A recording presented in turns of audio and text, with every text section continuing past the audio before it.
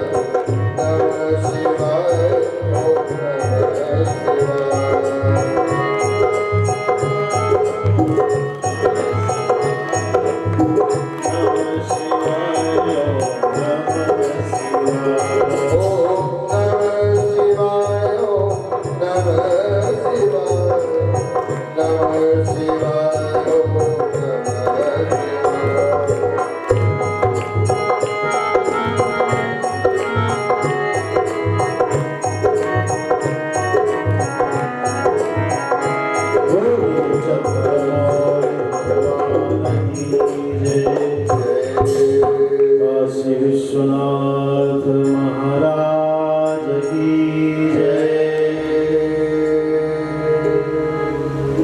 गोपेश्वर भगवान की जय। महाकाल महाराज की जय। शिव महापुराण की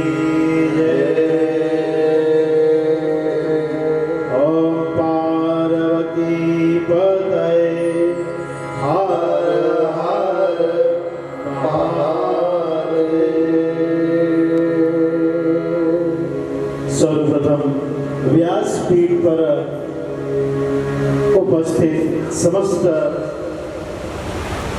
जगदीश्वर ईश्वरेश्वर सर्वेश्वर परमात्मा जो कलश में उपस्थित हैं ऐसे शिव को नमन करते हैं।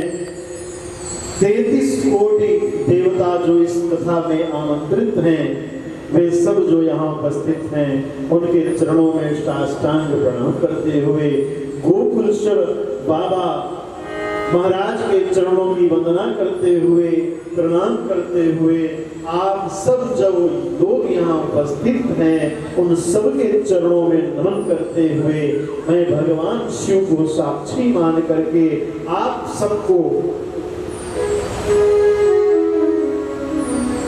भगवान शिव का अनंत भक्त मान करके भगवान शिव की ही प्रेरणा से और आप लोगों की इच्छा से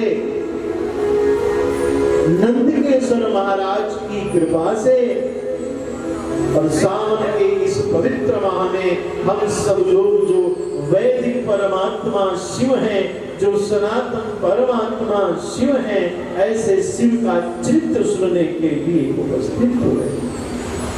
आइए हम सब लोग कथा में प्रवेश करें और हमारा मन भगवान के श्री चरणों में लगा रहे। कहते हैं माता जब अपने बच्चे को लोरी सुनाती है तो वो माँ की गोद में लोरी सुनता हुआ प्रीति पाता हुआ गहरी नींद में चला जाता है, उसे समाधि लग जाती है, उसे अनंत कोटि भ्रमण का पुण्य मिलता है। ऐसे ही जब हम भगवान के नाम का गान करते हैं तो हमारा जो चंचल मन है वो स्थिर होता है, और स्थिर होने के बाद ही भगवान के चरणों में हमारी प्रीति श्रेष्ठ होती है।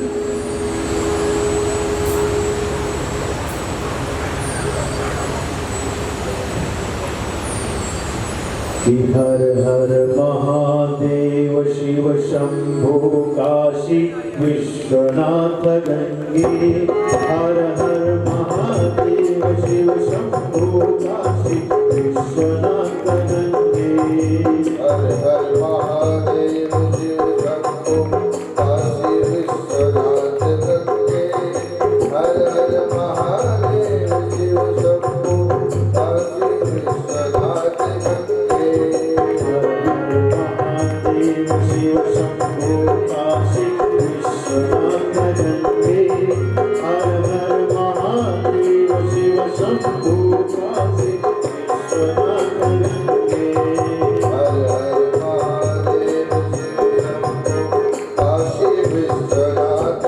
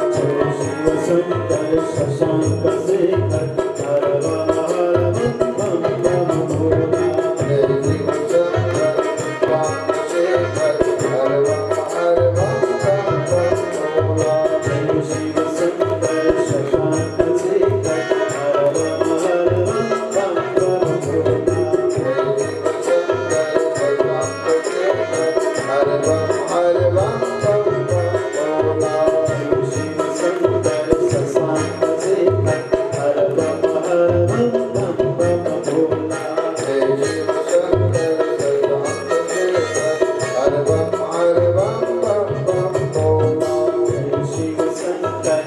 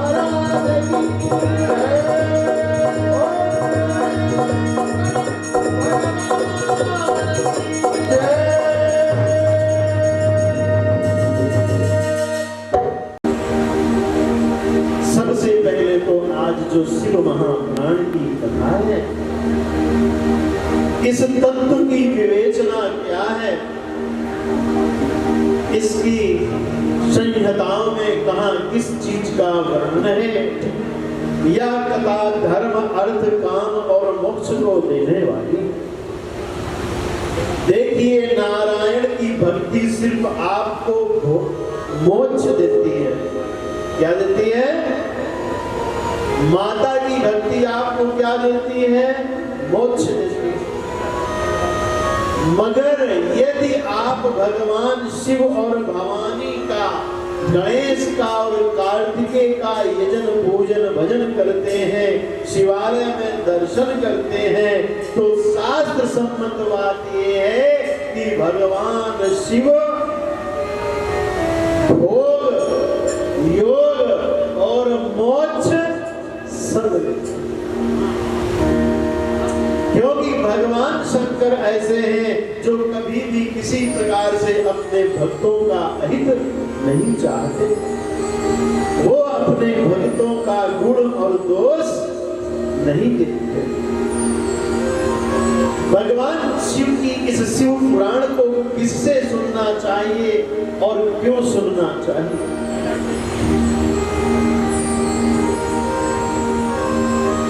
वंदे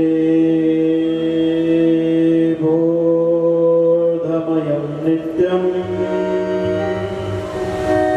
गुरुशंकरं स्वरूपिणं यमाश्रितो विवक्रोऽपि शशिशरवन्द्रवन्दते। वे जो सनातन परमात्मा शिव हैं, उनके चरित्र को हम किससे श्रवण करें? ऐसा सूत जी महाराज शौनक आदि ऋषियों को उपदेश करते हुए नैमिषारण्य क्षेत्र पर उपस्थित हुए ऋषियों को उपदेश दे रहे हैं। क्या कह रहे हैं?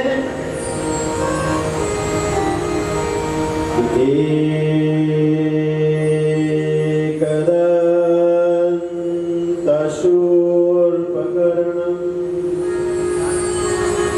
गजवक्त्रं चतुर्भुजं पाशाङ्कुशधरं देवं ध्याये श्रीधिविनायकम्।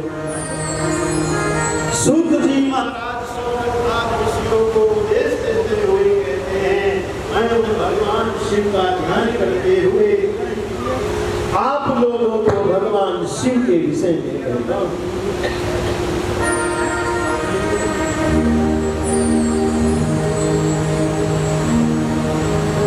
व्यास जी भगवान कहते हैं कि हे ऋषियों,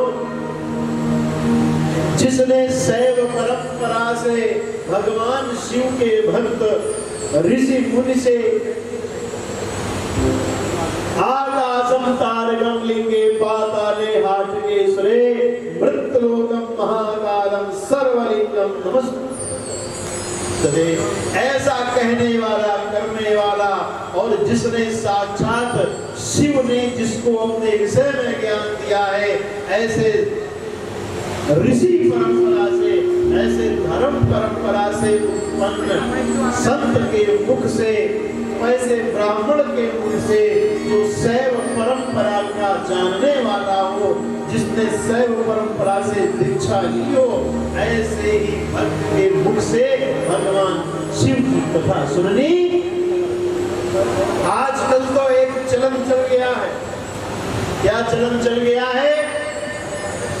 कि हमारे भारत देश में कुछ ऐसे आचार्य हैं। देखिए, मैं निवेदन करना चाहता हूं आप लोगों से, श्रोताओं से और वक्ताओं से, दोनों से।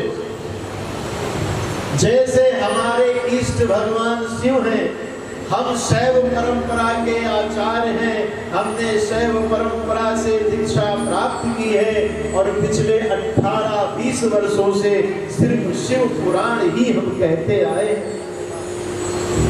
ऐसा नहीं है कि राम से हमें द्वेष है, ऐसा नहीं है कि कृष्ण से हमें द्वेष है, परंतु आप बताइए,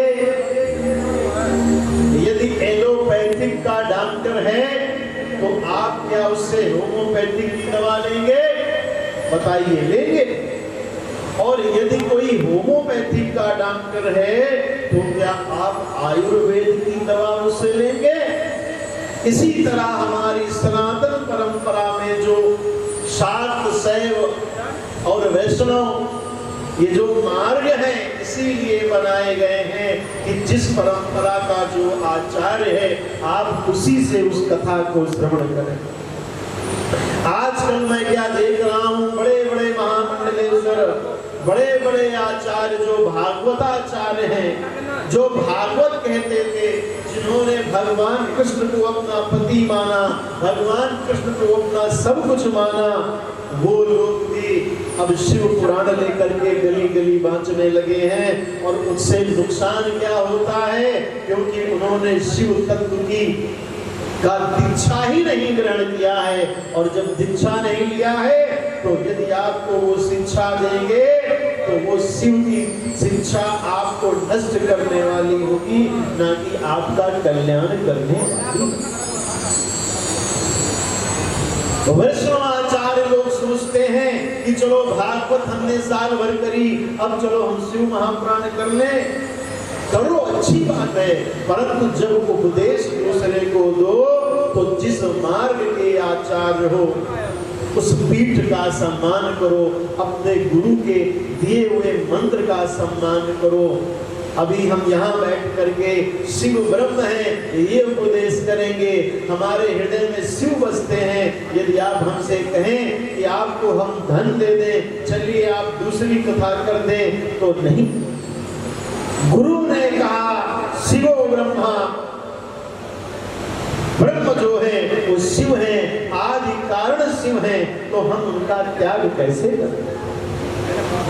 और देखिए, शिव जो है वो अग्नि तत्व है, कृष्ण जो है वो राम नारायण जल तत्व है,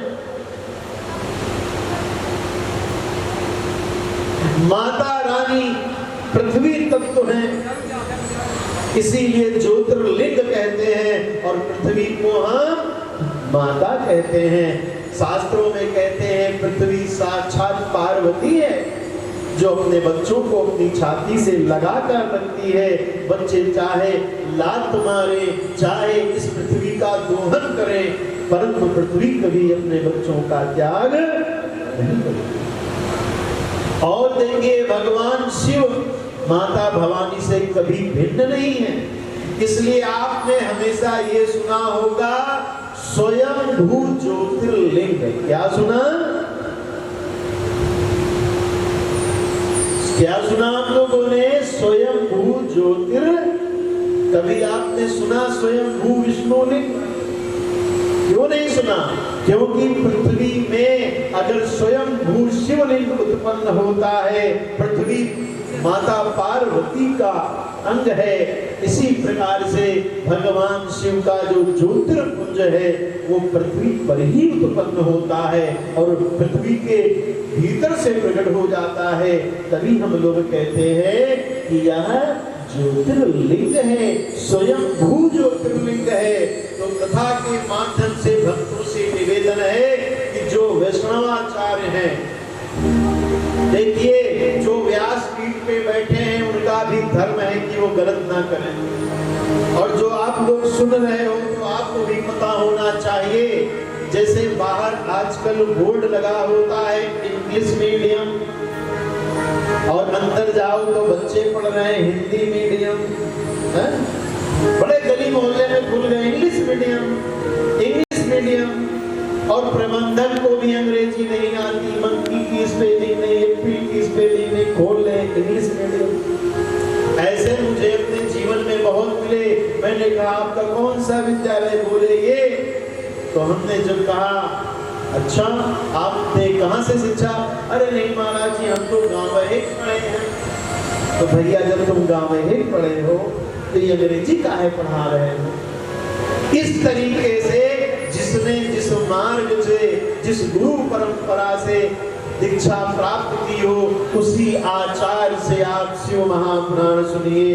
जिसने रामानुजाचार्य संप्रदाय से राम मंत्र लिया हो तब उससे राम कथा सुनिए, और जिसने वैष्णव संप्रदाय से कृष्ण मंत्र लिया हो, कहते हैं जिसने ओम नमः शिवाय 3 करोड़ मंत्र अपने जीवन में जप लिए हो और उसका गुरु उसको आज्ञा दे, तब उसे शिव महापुराण कहनी चाहिए। समझ रहे हैं? और जिसने कम से कम राम मंत्र 1.25 करोड़ जप लिए हो, कृष्ण मंत्र, वो ही गुरु दीक्षा से प्राप्त, जिसने प्रभु को हृदय में साक्षात्कार कर लिया हो, उसी के मुंह का उपदेश आपको लगेगा और दूसरे के मुंह का उपदेश लगेगा नहीं। तो आजकल चलन ऐसा हो गया है, हम ब्राह्मणों में भी एक दोष उत्पन्न हो गया है, मति मारी गई है कि पैसे के लिए वो अपने गुरु परंपरा का उल्लंघन कर देते हैं। बस उन्हें तो दूसरों को कथा सुनानी, आप शिव पुराण पढ़िए, परंतु जब सुनाने का अवसर आए, व्यासपीठ पर बैठने का अवसर आए, तो वो घृणित कर्म मत कीजिए कि अपने गुरु के द्वारा प्रदत्त मार्ग का त्याग करते हैं। वैष्णव किसे कहते हैं? जो खड़ा तिलक लगाते हैं उन्हें वैष्णव कहते हैं, जो हम जैसा त्रिकुंड लगाते हैं उन्हें शिव का भक्त कहते हैं। बस एक ये भी बहुत बड़ा भेद है। आप इस क्षेत्र में, इस शिवालय में, ये मेरी 4थी कथा है। पूर्व की कथाओं में आप लोग यहाँ आए और 15 में पहली कथा हम लोगों ने की थी, याद है कि नहीं याद है? फिर की, फिर कोरोना, उसके बाद की, फिर कोरोना आ गया 19 में। हमने कभी भी शास्त्र में आप लोगों को गुमराह करने की कोई कथा सुनाना सत्य नहीं समझा। आजकल समाज एक सोच रहा है कि हे भगवान, भगवान शिव की कथा जो है ये ब्रह्म मार्ग को प्रदान करने वाली है। अष्टांग योग है, सांख्य योग है, ज्ञान योग है, भक्ति योग है, मीमांसाएं हैं, धर्म योग है। परंतु आजकल लोगों ने शिव पुराण को टुटके की किताब बना के रख दिया है और सारी माताएं हमारी जो है वो बिल्कुल ही दिमाग से अस्त व्यस्त हो गई है।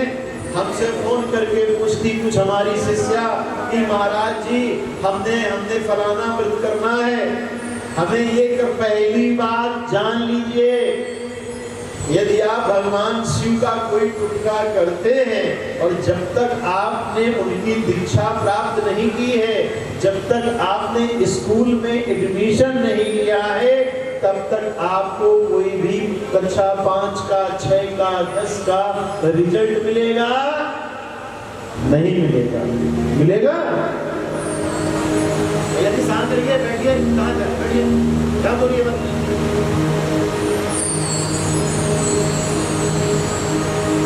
बोलिए शंकर भगवान की जय।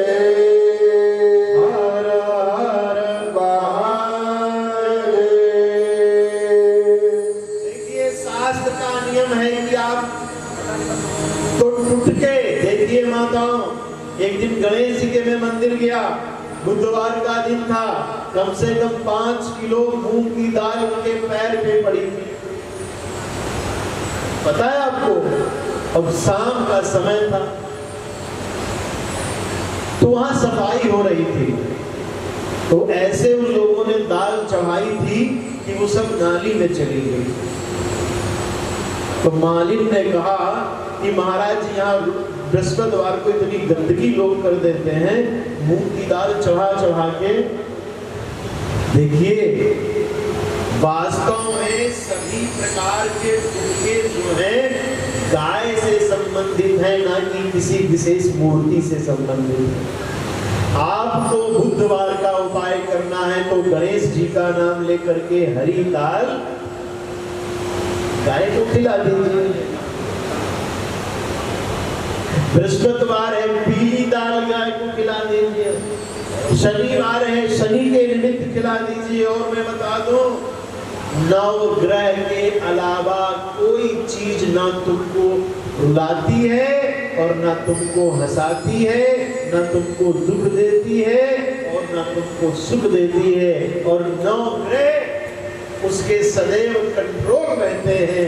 जिसके घर में हम गाय रहती है, जिसके घर में गाय बंधी है, उसके घर में शत्रु कभी प्रवेश नहीं करते, उसका कभी अमंगल नहीं करते। वो धर्म करे, भगवान शिव का भजन करे और गाय अवश्य पाले। और सुनिए, शिव पुराण कहते हैं कि गाय का दान करने से सिर्फ अपने को तारण मिलता है। यदि नंदिकेश्वर मिल जाए और नंदी को यदि आप रोटी खिलाते हैं, नंदी को पाल करके आप दान करते हैं, तो उससे 7 पीढ़ियां तर जाती हैं। मगर हम लोग आजकल नंदी को छोड़ चुके हैं। अब आप कथा तो सुनने चले गए, पर आपको पता नहीं है कथा सुनी कैसे जाती है, कथा सुनने का धर्म क्या है, कथा सुनते समय कौन सा कर्म करना चाहिए। तो पहले आप अपनी भाषा में ये समझ लें, सरल तरीके से उसे मैं बताता हूं कि सूत जी महाराज से व्यास जी भगवान कहते हैं कि ध्याये नित्यं महेशं रजतगिरिनिभं चारुचन्द्रां वतंसं रत्नांगल्पजुरांगं परशुमगवराभीतिहस्तं प्रसन्नं। और भगवान शिव का ध्यान करते हुए, उनको हृदय में धारण करते हुए मैं कहता हूं, शिव तत्व को उसी से श्रवण करना चाहिए जो शैव तत्व को जानने वाला, क्योंकि उसी से कथा श्रवण करके भुक्ति और मुक्ति प्राप्त हो सकती है। अन्यथा धर्म करने से अमंगल भी हो सकता है।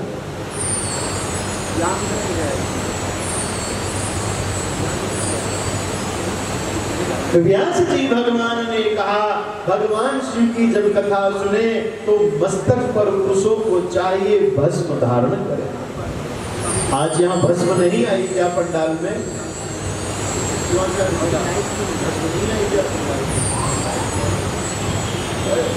तो वो लगानी चाहिए ना। आप देखिए आजकल के जो बड़े बड़े राज होते हैं, आप वहां जाते हैं तो वो हाथ में ठप्पा लगा देते हैं ना, तभी इतनी मिलती नहीं मिलती। और क्योंकि शिव की चर्चा है, गुप्त चर्चा है और भक्तों के लिए है, तो जो भस्म धारण करे तो पता चलेगा नहीं ये शिव का भक्त है। पता चले कोई विरोधी और बीच में बैठा हो लगा के, और शिव भक्त होगा, भस्म धारण करेगा तो वो शिव के मार्ग पर चलेगा। नंदिकेश्वर महाराज को हृदय में धारण करते हुए व्यास जी ने कहा कि शिव पुराण सुनते समय गंगा जल का पान कर लेना चाहिए, उस भूमि को प्रणाम करना चाहिए, उस भूमि पर साष्टांग लेटकर प्रणाम करना चाहिए, उस भूमि की माटी को सर पर लगाना चाहिए। शिव शिव ऐसा 3 बार कहकर वहां की माटी भी मस्तक पर लगाना चाहिए, क्योंकि भगवान शंकर मां भवानी सहित वहां सदैव उपस्थित रहते हैं। पापी और दुराचारी लोग कभी इस गुप्त ज्ञान को जान नहीं सकते और ना ही महसूस कर सकते, पर स्त्री गमन करने वाले पुरुष, गाय का मांस खाने वाले पुरुष, पर पुरुषगामी स्त्रियां, धर्म विरोधी जन, पापाचारी, दुराचारी, गर्भ की हत्या करने वाले, छीन करके धन खाने वाले, गुरु से द्रोह करने वाले, ब्राह्मण का वध करने वाले, स्त्री का वध करने वाले, भूखे की रोटी छीनने वाले, निंदा करने वाले, धर्मात्मा की भी निंदा करने वाले ऐसे पापी और दुराचारी व्यक्ति के हृदय में कभी भी भगवान शिव की भक्ति उत्पन्न नहीं होती।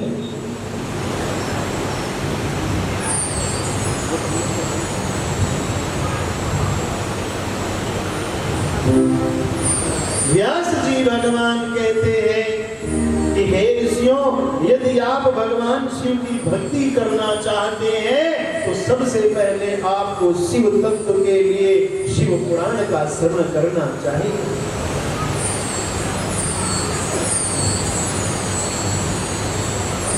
क्या करना चाहिए? शिव महापुराण का श्रवण करना चाहिए। अच्छा, कुछ लोग कहते हैं महाराज जी इतना बड़ा पंडाल लगाने की क्या जरूरत, इतना प्रचार करने की क्या जरूरत। तो ये कलयुग चल रहा है, भगवान अपने भक्तों को आनंद देने के लिए कथाओं के माध्यम से हृदय को आनंदित करने के लिए, अपनी कृपा बरसाने के लिए प्रचार करवाते हैं अपने भक्तों से और कहते हैं अरे मेरा मुझे प्यार करने वाला मेरे भक्त कहाँ कहाँ हैं, चलो वहाँ मेरी कथा हो रही है, आओ आओ आओ आओ। और जब आप उनकी कथा में आएंगे तभी तो वो आपकी व्यथा में आएंगे।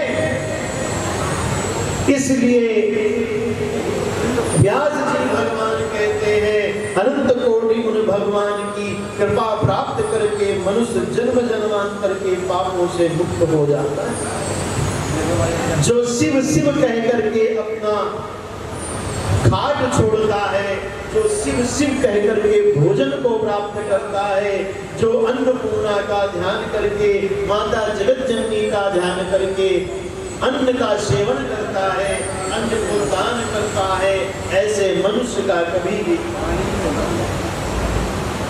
अंत नहीं होता, ऐसे भक्त का कभी अमंगल नहीं होता। माताएं मंदिर जाती हैं, पूजा करती हैं, पर मैंने देखा है माताएं भोजन करते समय भगवान को अन्न का दान, मतलब जो जल लेके आचमन करते नहीं करती हैं। मैंने बहुत सी माताओं को देखा, तो मैंने सोचा अब की बार मैं जब कथा कहूँगा तो कहूँगा माता जी कहती हैं महाराज जी मैं तो बहुत पूजा करती हूँ फिर भी बीमार रहती हूँ। ऐसी बहुत माताओं ने कहा, परंतु मैंने ये देखा है कि जब वो भोजन करती है तो सीधे थाल में लेकर के खाना शुरू कर देती और फिर कहती है हमको शुगर हो गया, ये हो गया, वो हो गया, क्योंकि अन्न में जब तक आप शिव को भोग नहीं लगाते तब तक वो विष रहता है, और जैसे ही आप भोग लगा देते हैं वो अमृत बन जाता है। आप देखिए हम लोगों ने कलश यात्रा हनुमान मंदिर से निकाली थी। आप कभी भी हनुमान मंदिर गए हो और 11 रुपए के बतासे खरीदे होंगे। कितने रुपए के? कितने रुपए के? हाँ तो बोला करो ना, मौन व्रत नहीं है। तो 11 रुपए के बतासे खरीदे और हनुमान जी की मूर्ति के सामने जो आचार्य जी हैं, पंडित जी हैं, आप जाते हैं उनको देते हैं कि ये लीजिए, और पंडित जी जैसे ही भगवान हनुमान जी के सामने ऐसे आपका पैकेट करते हैं और 2 बतासे निकाल के नीचे डालते हैं और नीचे से एक बतासा उठा के आपके पैकेट में डालते हैं, आपको पकड़ा देते हैं।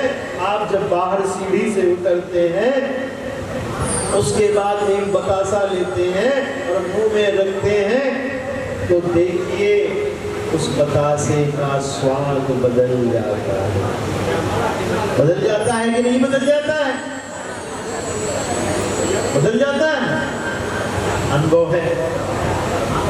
इसीलिए जब बतासे का स्वाद बदल जाता है तो जो कथा में आया है, मैं भगवान शिव को साक्षी मान के कहता हूं तुम्हारे भी जीवन का स्वाद बदल जाएगा। एक बार यार आजा, एक बार यार आजा, एक बार यार आजा, गुरुनाथ की शरण में। एक बार यार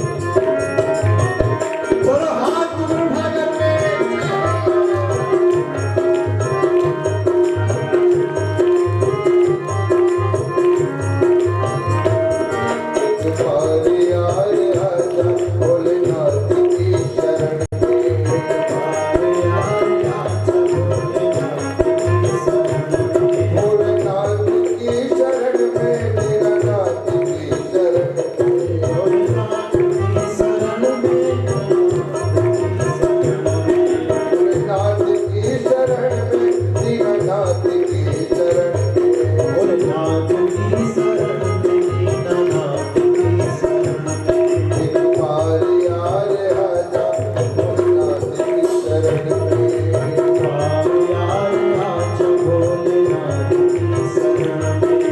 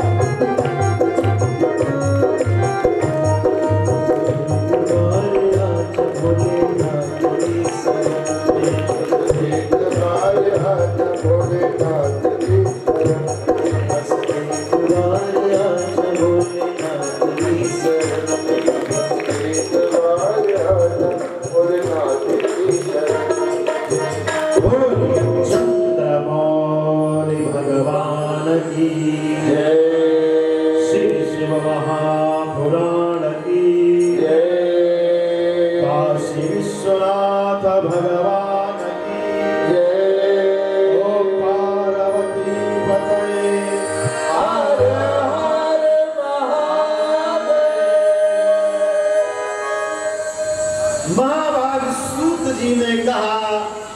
कि हे व्यास जी महाराज, आप हमें बताइए कि भगवान शिव की कथा सुन करके कौन कौन तर गया।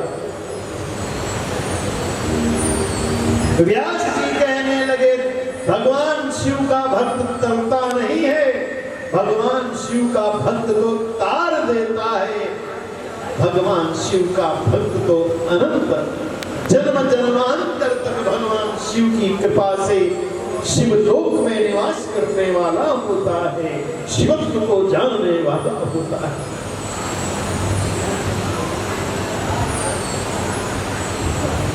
सूत जी महाराज ने कहा, कलयुग में किस प्रकार के भक्तों की गति होगी, इस कथा को सुनने के लिए ऐसी कोई प्रेरणादायक कथा को श्रवण कराइए। जैसे आप बाजार जाते हैं और कोई बढ़िया सामान कोई देता है तो आप पूछते हैं, भाई इसमें है क्या, अगर मैं इसको ले लूं तो इससे होगा क्या। ऐसे ही व्यास जी से सूत जी कहते हैं, यदि शिव पुराण सुनी जाए तो होगा क्या। व्यास जी कहते हैं, अरे होगा क्या नहीं, ये पूछो कि क्या नहीं हो सकता, क्योंकि आरती हरहु दीन तुम जाने, आरती हरहु दीन जन जाने, आरती हरहु दीन जन जाने, आरती हरहु दीन जन जाने। व्यास तो से तुम अवघर दानी, आशुतोष तुम अब डरदानी, आरती हरहु दीन जन जाने।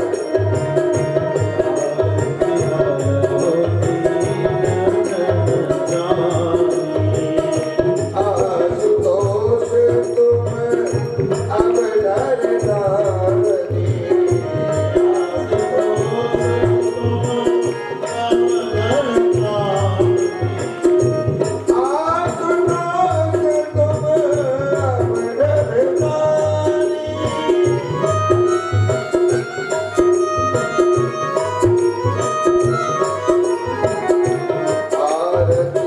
दीन जन जाने। व्यास जी भगवान कहते हैं कि अरे सूत जी, जो महादरिद्र है, जिसके भाग्य में लक्ष्मी की कृपा नहीं है, यदि वो भगवान शिव का भक्त हो जाता है तो वो समाज के लोग उसे देख करके गरीब समझते हैं, परंतु भगवान का शिव अमीरों का अमीर होता है, राजाओं का राजा होता है, क्योंकि वे त्रिमूर्त त्रिनेत्र धारण करने वाले महादेव अपने भक्त को कभी दरिद्र नहीं रहने देते। बाहर से वो गरीब दिखता है परंतु अंदर से वो माला माल होता है, अमीर होता है। क्योंकि बहुत से लोग आपने देखे होंगे कि बाहर से बड़े रंगे पुते हैं, बहुत कपड़ों में तरस है, बड़ी अच्छी खुशबू पड़ी है, परंतु उनको रात में नींद। बाबा के जो भक्त हैं मंदिर में गए, एक लोटा जल चढ़ाया, क्योंकि हमारे भगवान, दूसरे भगवानों को तो 56 भोग लगते हैं, ये रबड़ी, ये चिरौंजी, ये किसमस, ये फलाना, कहीं 56 भोग लगाओ तब प्रसन्न होएंगे। और अपने बाबा कहने लगे, बेटा तुम एक जल भी लोटा ले आओगे तो हम प्रसन्न हो जाएंगे, बस हर हर महादेव कह करके तुम चढ़ाते हो तो वो प्रसन्न हो जाते हैं। और कितने थोड़े में प्रसन्न होते हैं, दूसरों की मूर्तियां तो ऊपर बनी होती हैं और भगवान ने कहा हम तो नीचे बैठ के ही तुम्हारा कल्याण कर देते। दूसरे के मंदिरों के समय है, सुबह 6 बजे खुलेंगे, 8 बजे तक आरती होगी, तुम बाहर खड़े रहो, अभी भगवान सो रहे हैं, 12 बज गए, जाओ तुम 4 बज गए, अरे अंदर आए हो, जलवा लेके नहीं आए हो। मगर भगवान शिव का मंदिर सुबह शाम दोपहर रात हमेशा खुला रहता है, हमेशा खुला रहता है, क्योंकि उनके पास कुछ छुपाने को नहीं है, उनके पास कुछ ऐसा दिखाने को नहीं है। जैसे अमीर आदमी जो बहुत अमीर होता है, जो लक्ष्मीवान होता है, आप देखेंगे अभी भी वो बड़े बड़े बम्बई में जाओ, बड़े बड़े मारवाड़ी करोड़ों का रुपया है, मगर तुमको मार्केट की धोती पहने मिल जाएंगे जी, तो बता नहीं सकते ये करोड़पति है अरबपति है। बंडी 250 रुपए की बंडी पहनेंगे और मस्तक पर भस्म लगाएंगे और क्या कहते हैं, सब बाबा का है, बाबा की सेवा का है, हमारे शरीर को जितनी जरूरत है हमने ले लिया, बाकी सब महादेव का। तो बाबा हमारे कैसे हैं कि वे तुम्हारे एक लोटा जल से खुश हो जाते हैं। और एक बड़ी बात कही गई शिव महापुराण में, यदि आपके पास जल भी चढ़ाने को नहीं है तो बस भगवान के शिवालय में जाकर के दोनों मुंह बजा दीजिए। अब कोई सोचेगा ये पागल है, क्या कर रहा है, तो भगवान को हंसी आ जाती है, भगवान को हंसी आ जाती है। बोले क्यों आ जाती है? बोले उन्हें जब दक्ष का वीरभद्रेश्वर ने वध कर दिया था और जब उनको बकरे का मुंह लगाया गया तो बकरे ने कहा मेरा अभिमान नष्ट हो गया है, और अपने दामाद भगवान शंकर के आगे खड़े होकर के वो जीव निकालने लगे और कहने लगे शंभू। तो भगवान ने कहा कि जब कोई मेरे मंदिर आकर के करता है तो दूसरे तो हंसते हैं, मगर भगवान शंभू भी मुस्कुराते हैं, अरे मेरे ससुर ऐसा कर रहे थे, तुम तो उनकी नकल कर रहे हो, चलो तुम्हारा भी अभिमान हमने नष्ट कर दिया है, कोई अभिमान ना आ जाए। इसलिए भगवान शिव के भक्त मंदिर में जाकर के दोनों गाल बजाकर कहते हैं पता है? अब आजकल तो लोग शर्माते हैं, शहर में रहते हैं, मंदिर शहर में है, तो अब औरतें जाके तो ऐसे करेंगे, बुआ पगलाएगी, और कोई आदमी नहीं जाता है क्योंकि बड़ा आदमी वो ऐसे नहीं करेगा तो कहीं घर इतने बड़े आदमी। मगर शिव पुराण में लिखा है कि यदि कोई भक्त ऐसा करता है तो भगवान शिव मुस्कुरा देते हैं। बोलिए चंद्रमौली भगवान की जय।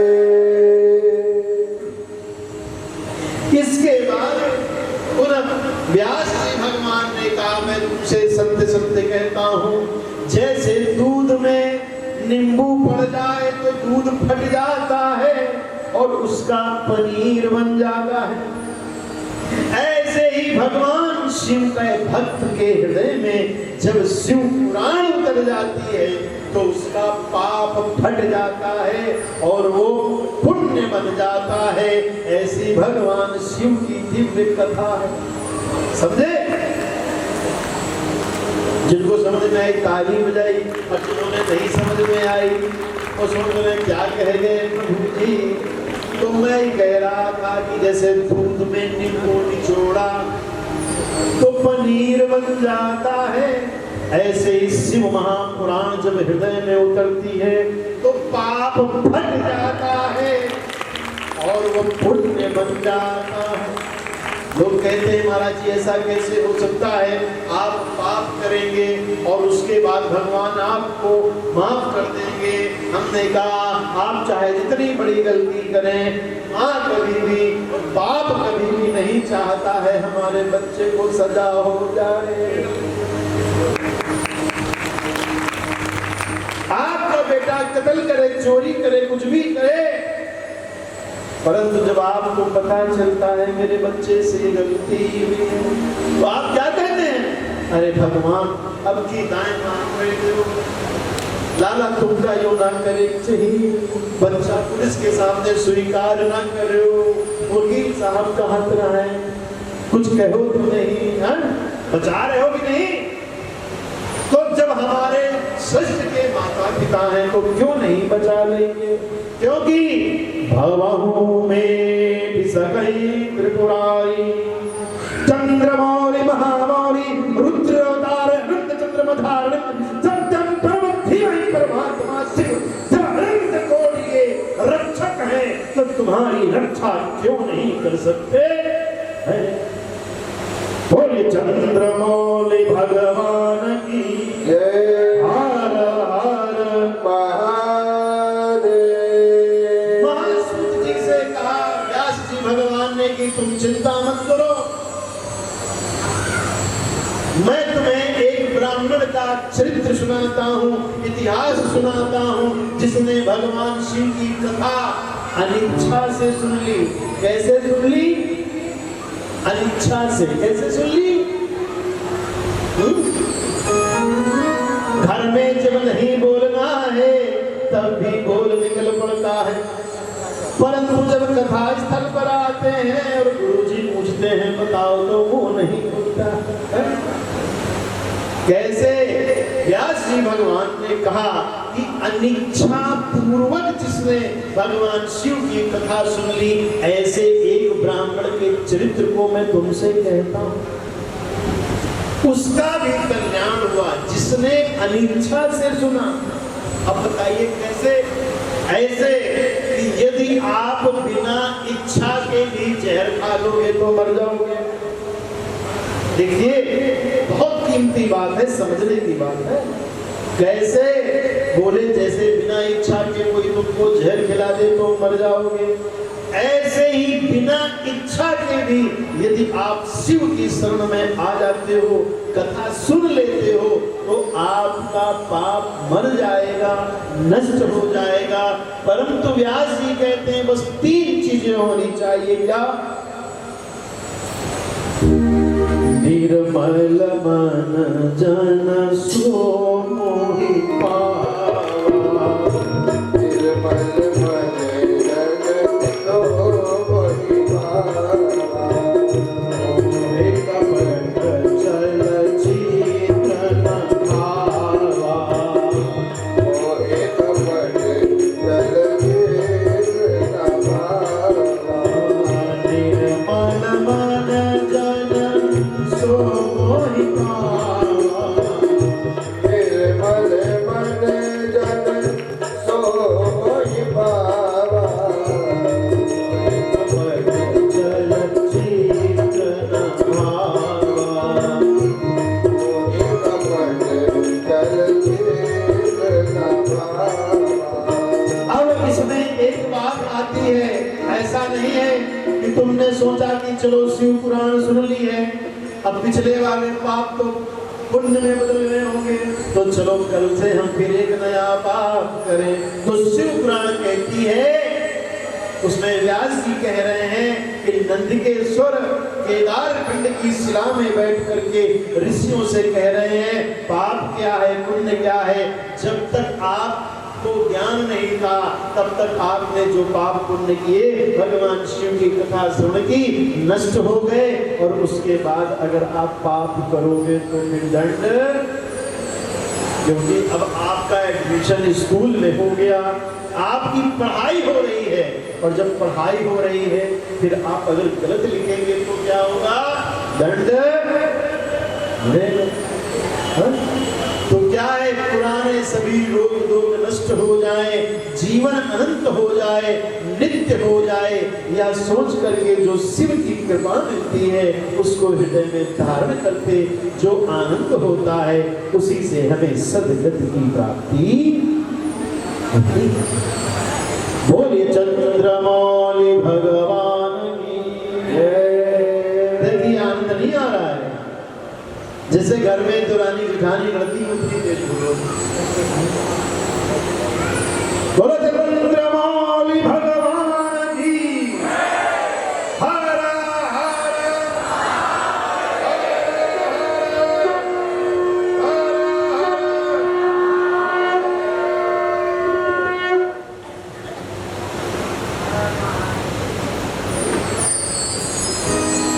बोलो उन्होंने कहा मैं ऐसे ब्राह्मण का इतिहास सुनाता हूं जिसे सुन करके तुम्हें शिव महापुराण की कथा में प्रीति हो जाएगी।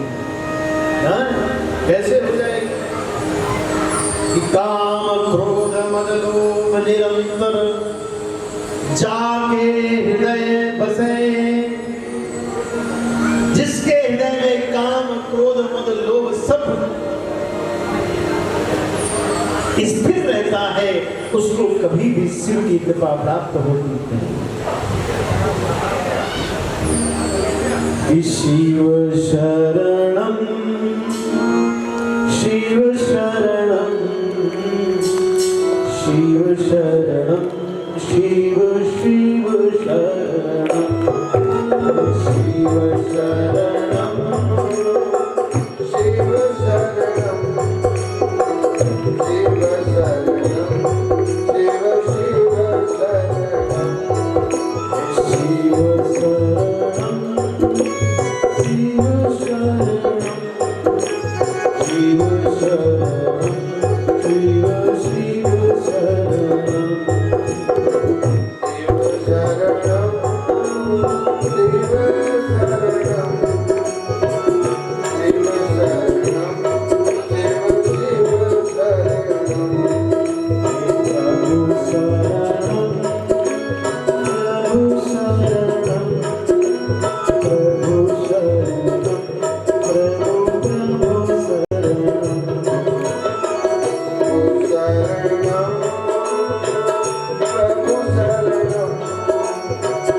प्रभु शरणम प्रभु प्रभु शरणम प्रभु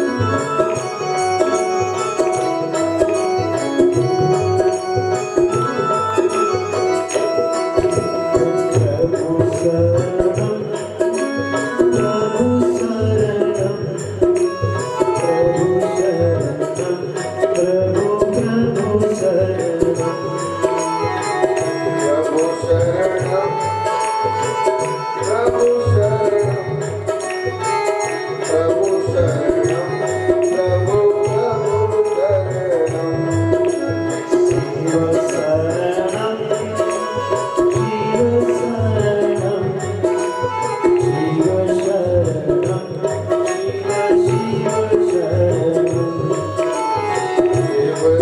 शरणम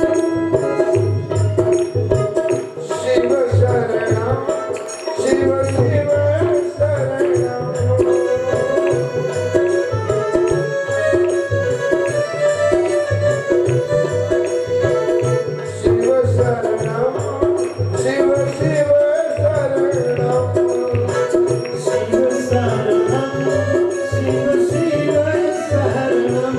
शिव शिव शरणम शिव शिव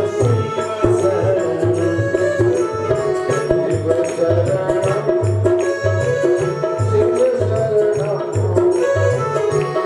शरणम शिव शिव शरणम शिव शरणम शिव शिव शरणम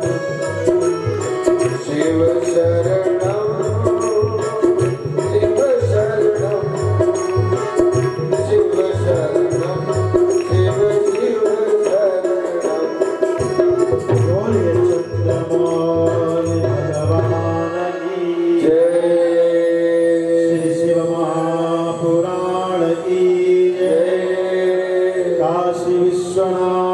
भगवान की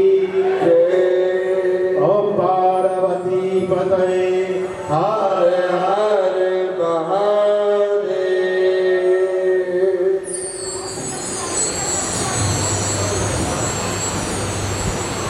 व्यास जी भगवान कहते हैं एक बार कीर्तों के नगर कहीं दक्षिण क्षेत्र में, कहां पर? दक्षिण के क्षेत्र में, जो भारत का दक्षिण क्षेत्र है, वहां पर ब्राह्मणों की नगरी थी। उसी नगर में एक ब्राह्मण परिवार का जो बालक था वो कुमार्ग में चला गया। उसने असज्जन मनुष्यों से दोस्ती की और इसके बाद वो मदिरा पान, मांसाहार और स्त्री गमन और जुआ खेलने लगा। क्या करने लगा? जुआ खेलने लगा। वो भी एक पर स्त्री गमन करने लगा, अपनी स्त्री को मारता, पीटता, उसके बाल खींचता, उसका अपमान करता, मदिरा का पान करता, पी करके घर आता तो राक्षस बन जाता। देवी कहती बचाओ बचाओ, और निष्ठुर व्यक्ति उसे पीट पीट कर बुलाता। ब्राह्मणी उसके चरण पकड़ के कहती है, शास्त्रों में तो पति को परमात्मा कहा गया है, आप किस प्रकार ऐसे अनीत कर्म करते हैं? हे पतिदेव, ऐसा ना करें, ना करें, ना करें, आप हमारे स्वामी, हम आपके विपरीत नहीं जा सकते, परंतु आप धर्म के विपरीत क्यों जाते हैं? परंतु वो ब्राह्मण ना मानता, खुद ही वेद शास्त्र ब्राह्मणों की निंदा करता। अरे ये सब तो ढोंग है, ये तो पूजा पाठ, भगवान का नाम जप करना, ये तो ढोंग है, पाप है, ऐसा कह करके वो खुद ही ब्राह्मण ऐसी बातें करता। और आज के ब्राह्मणों को मैंने भी देखा है कि वो भी ऐसी बातें करते हैं। हाँ, कहते हैं जो सनातन धर्मी जितने हिंदू हैं वो सब पहले शिखा सूत्र धारण करते थे। ब्राह्मण सरस्वती जनेऊ धारण करता था, क्षत्रिय वैश्य ये दुर्गा जनेऊ धारण करते थे, और दूसरे कमर पे जनेऊ धारण करते थे। परंतु आज का चलन क्या हुआ? चोटी कट गई सबकी, और उस समय जैसे सरदार अपनी पगड़ी से प्यार करता है, ऐसे ही सनातन धर्म को मानने वाला अपनी चोटी से प्यार करता है। और अभी नासा के वैज्ञानिकों ने एक पुस्तक लिखी थी कि सनातन वैदिक लोगों ने अपने शरीर के अंग अंग को ब्रह्मांड जैसे माना, जैसे हमारे शास्त्रों में लिखा है कि जैसे बाहर सब कुछ है ऐसे भीतर भी सब कुछ है। सारा संसार हमारे शरीर के अंदर है, जैसा बाहर दिखता है। सूर्य बाहर, हमारे हृदय में भी सूर्य, हमारे शरीर में भी चंद्रमा, हमारे शरीर में सारा ब्रह्मांड, नक्षत्र ग्रह सब है।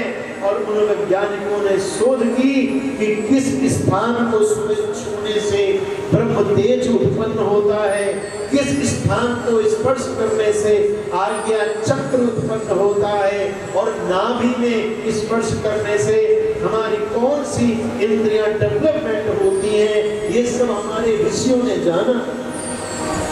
परंतु लोगों की बुद्धि घटती गई। भगवान को सिर्फ नौकरी दिलवाने वाला, बच्चे पैदा करवाने वाला, ताबीज बनवाने वाला, बस यहाँ तक भगवान को लोगों ने बना दिया है, क्योंकि कोई भी संत के वचन नहीं सुनना चाहता, कथा क्या कहती है नहीं सुनना चाहता।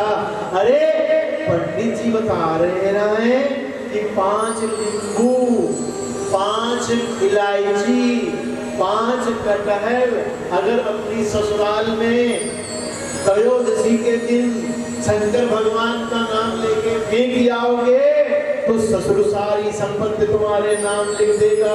तो पता चला बाजार में सब कटहल है बिक गए। अच्छा, देखिए कितनी हमारे धर्मशास्त्र कुछ कह रहे हैं, लोग कुछ कह रहे हैं, कुछ समझ रहे हैं। मूल तत्व विवेचना क्या कहती है? कहते हैं कुछ करने की जरूरत नहीं है। यदि किसी ने अपने जीवन में एक बार सच्चे मन से जहां भी मूल पाठ शिव महापुराण हो रहा हो, जैसे यहाँ ये चतुर्थ बार मूल पाठ हो रहा है और पता है और चौथी बार हो रहा है, मूल पाठ के साथ कथा हो रही है। तो शिव पुराण कहती जहां मूल पाठ हो रहा हो उसके 3 कोस के क्षेत्र में यदि आप 4 बार भी चले गए तो 4 प्रकार के रोग दुख और पाप नष्ट हो जाते हैं। कहते नहीं है वहां फलानी गैस निकल आई है और उतने किलोमीटर दूर पे ना जाना।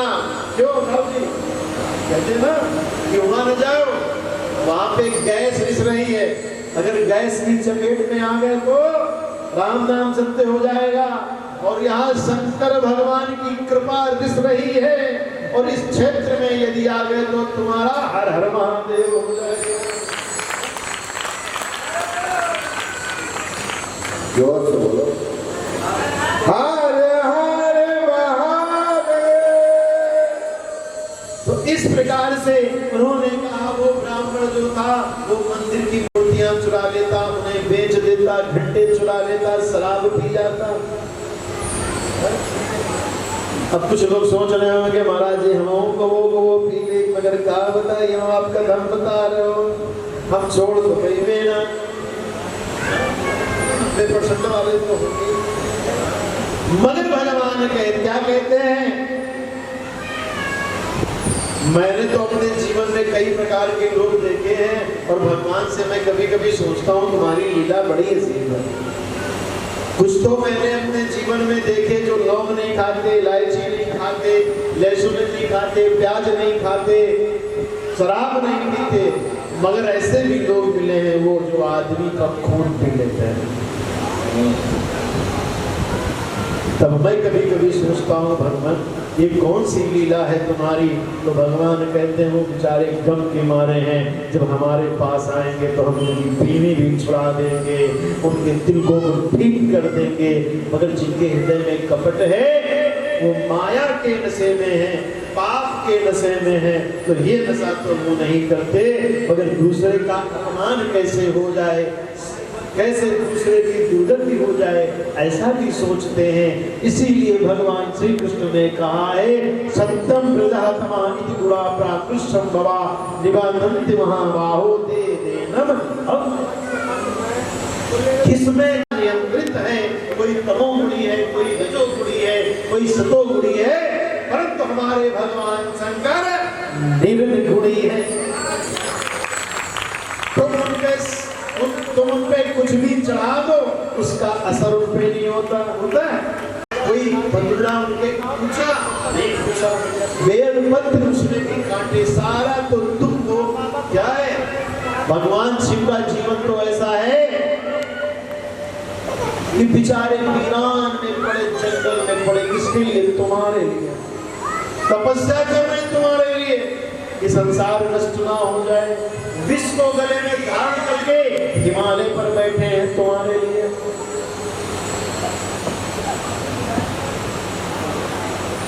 और जिसके कंठ में विष है वो दूसरे के कल्याण के लिए बैठा है। और जब आप समाज का कल्याण करेंगे तो समाज आप पर पत्थर फेंकेगा, ईंटें फेंकेगा, डंडे फेंकेगा, आपकी बदनामी करेगा समाज। जब आप अच्छा काम करेंगे आपको दुख देगा, ये सब करेगा, परंतु मेरा महादेव सब कुछ पचा जाता है, उस पर कुछ असर करता।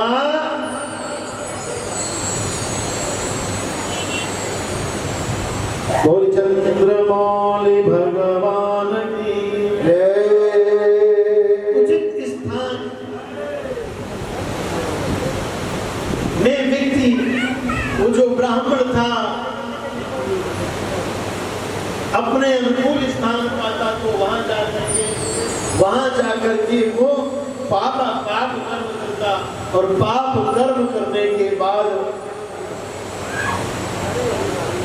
अपनी स्त्री का धन खींच लाता, चुरा लाता और एक दिन उसकी पत्नी के गले में मंगल सूत्र पड़ा। व्यास जी भगवान कहते हैं कि वह दुराचारी ब्राह्मण अपनी पत्नी के गले में पड़े हुए स्वर्ण के मंगल सूत्र को खींचता है और कहता है मुझे ही। पत्नी कहती है पतिदेव ये तो मेरे सुहाग की निशानी है, मैं आपको नहीं देना चाहती। पति ने वो खींच लिया और अपनी पत्नी को धक्का दे करके कहते हैं पूर्व की तरफ जहां प्रयाग क्षेत्र है वहां वो एक वैश्या से मिलने चला गया और वहां पहुंच करके प्रयाग के आगे जो वैश्या रहती थी झूसी प्रयाग पर पहुंच गया। रात के समय एक शिवालय पर भगवान शिव की कथा हो रही थी। देखिए शिव जी की कथा कब होनी चाहिए पता है आपको? सारी कथाएं दिन में होती हैं, परंतु वास्तव में भगवान शिव का पूजन भी रात में सबसे श्रेष्ठ माना जाता है और उनकी कथा भी रात में सबसे श्रेष्ठ। जब सब सो जाते हैं तब महादेव सबकी रक्षा करने के लिए जागते,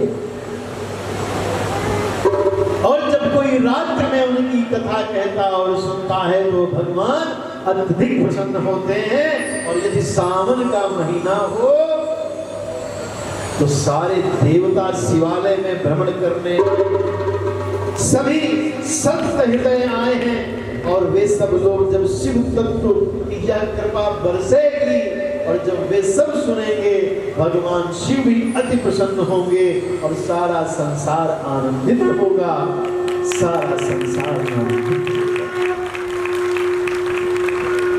ऐसे ही सावन के महीने में वो ब्राह्मण झूसी प्रयाग पहुंच गया और वहां पहुंच करके एक शिवालय में एक आचार्य जी शिव महापुराण कह रहे थे। रात का समय था, वो ब्राह्मण वहां गया और अनिच्छा से उस मंदिर में उसको रुकना पड़ गया, है ना। जैसे कोई मार्ग से जा रहा हो और रास्ता आगे हो और रात हो गई हो तो वो ब्राह्मण मंदिर में रुक गया और जैसे रुका तो वहां शिव महापुराण की कथा हो रही थी। उसने सोचा लोग बैठे हैं चलो मैं भी यहीं बैठ जाऊं और रात भर कथा होते होते मैं सुनूंगा और सुबह अपनी प्रेमिका वैश्या के पास पहुंच जाऊंगा। और वो मंदिर के किनारे बैठ गया। रात के 4 बजे उसे बुखार आ गया। ब्राह्मण देवता जो कथा कह रहे थे जब सब लोग चले गए तो देखा वो खंबे के पास शिवालय में बैठा है। वहां गए और उससे कहा हे देव तुम यहाँ कैसे? बोला मैं अस्वस्थ हो गया हूँ, मुझे ज्वर हो गया है। तो उन ब्राह्मण देवता ने कहा आप मंदिर में विश्राम करें, आप यही आनंद करें, हम आपकी औषधि की व्यवस्था कर देते हैं।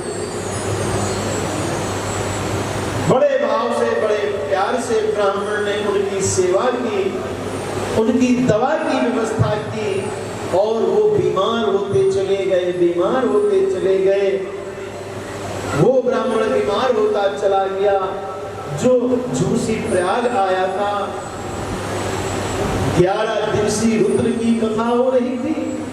11वें दिन जब ब्राह्मण देवता ने कथा का समापन किया और समापन का जल उस ब्राह्मण जो बीमार था उसके मुख में डाला, जैसे ही शिव जी का प्रसाद लिया वैसे ही उसका राम नाम सत्य हो गया और वो जैसे ही मरा वैसे ही यम के दूत हाथ में पांच लेकर के जो कांटे से बना हुआ था ऐसा काला काला पांच लिए काले वस्त्रों में वहां उपस्थित हो गए जहां वो ब्राह्मण मृत्यु को प्राप्त कर रहा था। उसकी आत्मा में उन्होंने पांच डाली और पांच डालकर खींचने लगे। उसी समय भगवान शिव के गण रुद्र की तरह दिखने वाले जिनके हाथ में त्रिशूल है, मस्तक पर त्रिपुंड है, जो बाराबर पहने हैं, ऐसे भगवान के शिव यहाँ आ गए और यमराज के गणों से बोले सावधान सावधान सावधान, हे दुष्ट क्या कर रहे हो तुम? क्यों इस आत्मा को लेके जा रहे शिव के गणों ने जब इस प्रकार ललकार मारी, तब उस समय यमराज के गणों ने कहा, आप कौन हैं? हम आपको नहीं जानते, ये पापाचारी दुराचारी है, ये यमलोक जाएगा। शिव के गणों ने कहा, नहीं, ये जाएगा तो शिवलोक जाएगा, क्योंकि इसने मरने से पहले 11 दिन शिव पुराण सुन ली है, इसलिए ये शिवलोक जाएगा। यम के दूतों ने कहा, ये दुराचारी पापी है, सारे अवगुण हैं। और शिव के दूतों ने कहा, चाहे कोई कितना पापी हो, दुराचारी हो, यदि वो शिव जी की शरण में आ गया, यदि उसने पूरी शिव महापुराण सुन ली, शिव तत्व जान लिया, तो उसके पाप नष्ट होते हैं, वो शिव लोक जाते हैं। हम इन्हें शिव लोक ले जाएंगे। तो यम के दूत ने शिव के दूतों से झगड़ा कर दिया, और शिव के दूतों ने फिर यम के दूतों की खूब पिटाई लगाई, मार मार के उनका कचूमड़ कर दिया। जब बहुत मारा तो सारे के सारे टूटे फूटे यमराज के यहाँ पहुंचे। यमराज के वहां पहुंच करके वे रोने लगे, कहने लगे, हे प्रभु, ये क्या हुआ?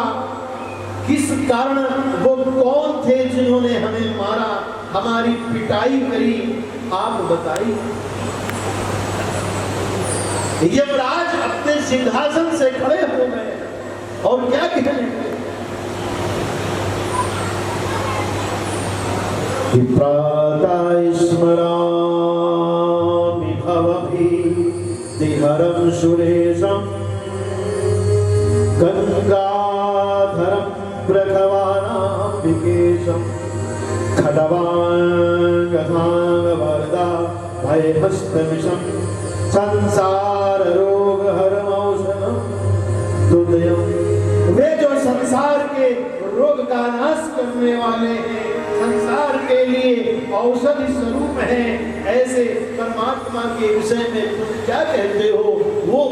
वो जो गण दिख रहे थे, वो साक्षात भगवान शिव के गण थे, और उस ब्राह्मण ने भगवान शिव की कथा श्रवण कर ली थी, उनके तत्व को जान लिया था, इसलिए उसे शिवलोक मिल गया। तुम लोगों ने शिव के गणों से, शिव के भक्तों से युद्ध करके, गलत बात कह करके बहुत ही बड़ा पाप किया है। मेरे साथ खड़े हो जाओ और उनकी वंदना, उनका ध्यान करो। विश्वेश्वराय नरकवर्णाय परनामताय शशशेखर धारणाय कर्पूर कांति धवलाय जटाधराय दारिद्र्य दुःख नाशाय। उन परमात्मा शिव का ध्यान करो, और भगवान शिव के भक्तों से कभी युद्ध नहीं करना चाहिए, क्योंकि भगवान शिव अपने भक्तों का युद्ध स्वयं लड़ते हैं, उनके शरीर में प्रवेश करके। इसीलिए शिव के गणों ने तुम्हें बहुत मार लगाई है, और शिव के भक्त जब कुछ कहें तो समझ जाना चाहिए कि ये भगवान शिव की इच्छा है। बोली चंद्रमौली भगवान की जय। ये ब्राह्मण को जब शिव के गण ले जा रहे थे, तो ब्राह्मण ने कहा, आप कौन लोग हैं? आप कौन लोग हैं जो श्वेत वर्ण हैं, जिनकी जटाएं स्वर्ण जैसी हैं, जिनके गले में मणियों की मालाएं पड़ी हैं, जिन्होंने कमर में बारंबार बांध रखी है, हे आप लोग कौन हैं? और शिव लोक क्या होता है? बोले, तुमने शिव पुराण सुन ली? बोले, कुछ हाँ हो रहा था, मगर मुझे समझ में नहीं आ रहा था, मैं तो बीमार था। बोले, समझो या ना समझो, इच्छा हो या ना इच्छा हो, शिव तत्व तो ऐसा है जैसे बिना समझे यदि आप जहर खा गए तो मर जाएंगे, और बिना समझे आप अमृत खा गए तो जी जाएंगे। ऐसे ही बिना समझे भी यदि शिव पुराण के आसपास भी आप भगवान शिव की कृपा से पहुंच गए जहां मूल पाठ होता है, तो आपकी हर हर महादेव। ओम नमः शिवाय, ओम नमः शिवाय।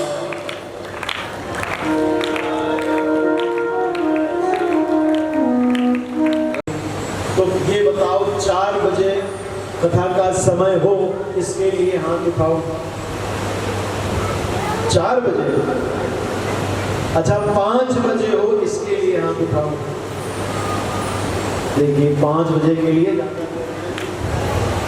हम ये जानते हैं कि घर में जो काम धाम होता है 5 बजे तक सब्जी वब्जी काट के सामने में आप लोग रख आ सकती हो, और 9 बजे तक आप यहाँ कथा सुनो, आरती करो, घर जाओ, फिर बढ़िया सी रोटी बना के अपने परिवार सहित बैठ के खाते खाते कथा में यदि कोई ज्ञान मिल गया तो चर्चा करो।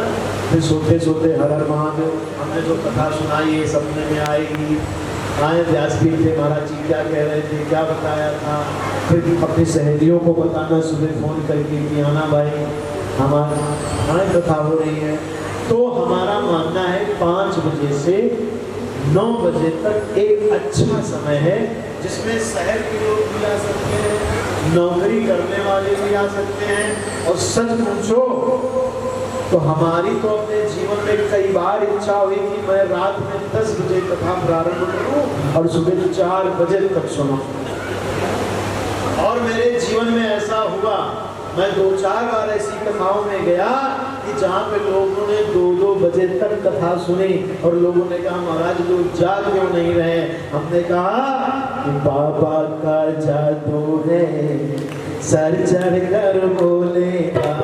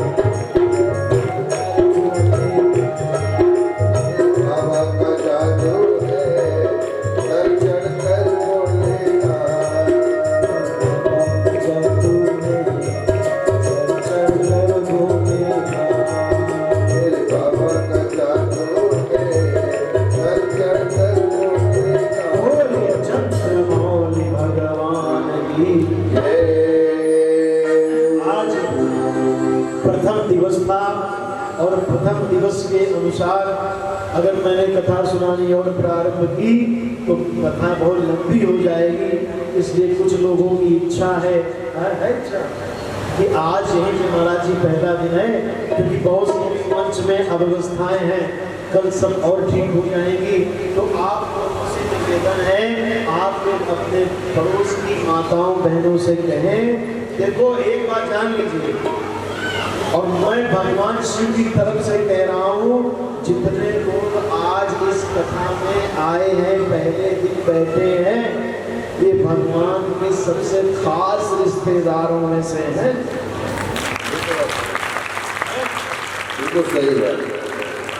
जब आपके घर में आपकी बिटिया की मंगनी होती है, वो तिलक चढ़ता है, तो जो सबसे नजदीक की रिश्तेदार होती है बुआ, और वो बनी केस लेकर आ जाती है 15 दिन पहले, चढ़े नहीं पा रही है सीढ़ी मगर चली आ रही है।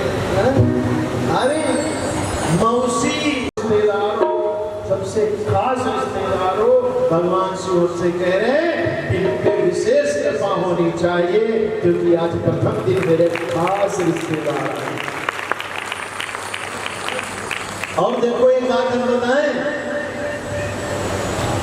जिन लोगों ने कहा अरे मेरा कार्ड में नाम नहीं पड़ा, मेरा नहीं पड़ा, वो तो हमें दिखाई नहीं दे रहे, और कुछ का पड़ा है वो भी नहीं दिखाई दे रहे, मगर असली वाले सारे रिश्तेदार हमको कुछ देखो सिविल लाइन से आ रहे हैं।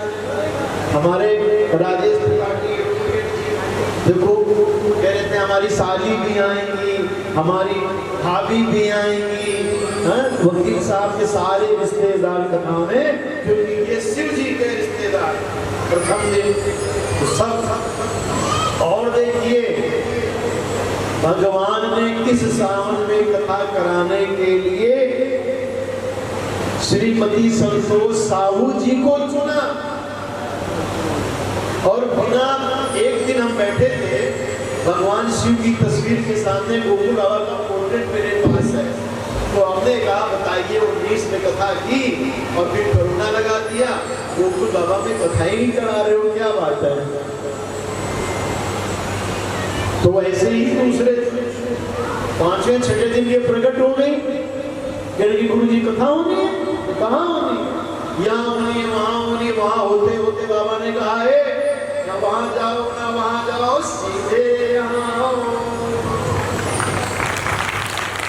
फिर इन्होंने अपने पतिदेव को समझाया। फिर संतोष तिवारी जी और ललिता तिवारी जी ने मुलाकात की, उन्होंने भी कहा हमको भी भैया जोड़ लो, महाराज जी हमको भी जोड़ लो। तो भगवान शिव के जो रिश्तेदार पुराने भूले भटके थे वो सब इकट्ठे हो गए। तो जिसके जीवन में हर हर महादेव होनी है वो गोकुल बाबा की शरण में रहेगा। छल छिद्रता का त्याग करके भगवान शिव की जो शरण में कथा को सुनेगा करेगा, उसका मंगल ही मंगल। और इन्होंने कहा अरे इतनी महंगी कथा कैसे होगी, हमने कहा थोड़ा थोड़ा तुम लोग दे दो, बाकी हम बैठे हैं वहाँ झोली फैला लेंगे, बाबा की कथा डमडम हो जाएगी, आप चिंता। तो मनीष ने कहा महाराज जी चिंता न करो, हम आपके साथ हैं। मनीष शिक्षक ये भी आ गए। तो कहते हैं सोचा हमने, बाबा ने भेजा इनको, जुड़ हो गए और दौड़ने मनीष लगे। और इसमें भी एक और बहुत मेहनत करने वाला व्यक्ति है जिसे जितेंद्र सिंह कहते हैं। वो इस कथा होने के 15-25 दिन पहले ही मेरे जीवन में आया, कोई दूर दूर से नाता नहीं था। और एक कल्लू भैया है मगरवाड़ा के, विचारों ने औरतों के काम किए हैं, बैठ करके कलश खुद रंगे हैं, चले तो नहीं है गए हैं वो शायद, कहाँ है पीछे में, वो तुम्हारी बड़ाई हो रही है। तो बेचारे ये भी खूब लगे रहे और पत्नी बीमार, और फिर भी कर्ज रह रहे हैं। बिटिया कह रही मम्मी बीमार करें और रुक जाओ, हम बाबा के कलश को रख नहीं, अभी चाहिए तो ठीक भी नहीं है जनता बताए। तो ये भावना जिसकी होगी उसी को बाबा मिलेंगे। तो मंदिर में तो बहुत लोग आते हैं ना, चले जाते हैं। भोले चंद्रमौली भगवान की। और अब आरती होगी और कल सब लोग 4:45 बजे यहाँ उपस्थित हो जाइए।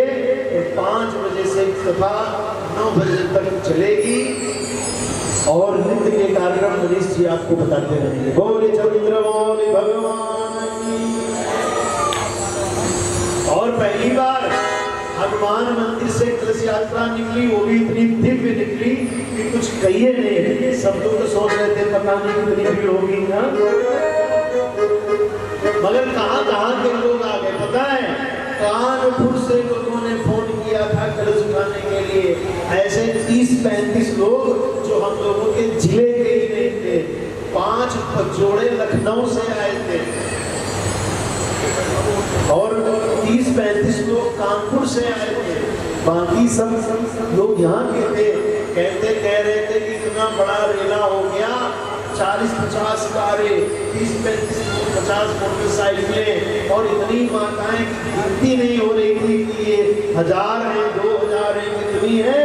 और सब लोग कलश उठा करके बड़े आनंदित हुए। उसकी व्यासपीठ से बहुत बहुत शुभकामनाएं, आपका बहुत बहुत मंगल हो। शिव ओंकार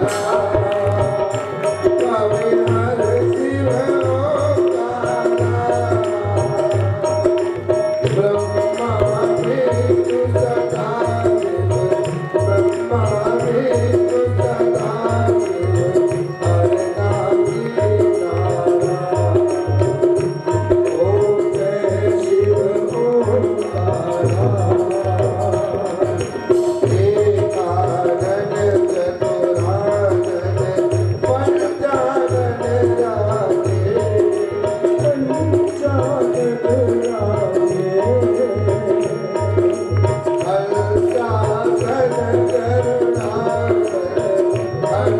आसन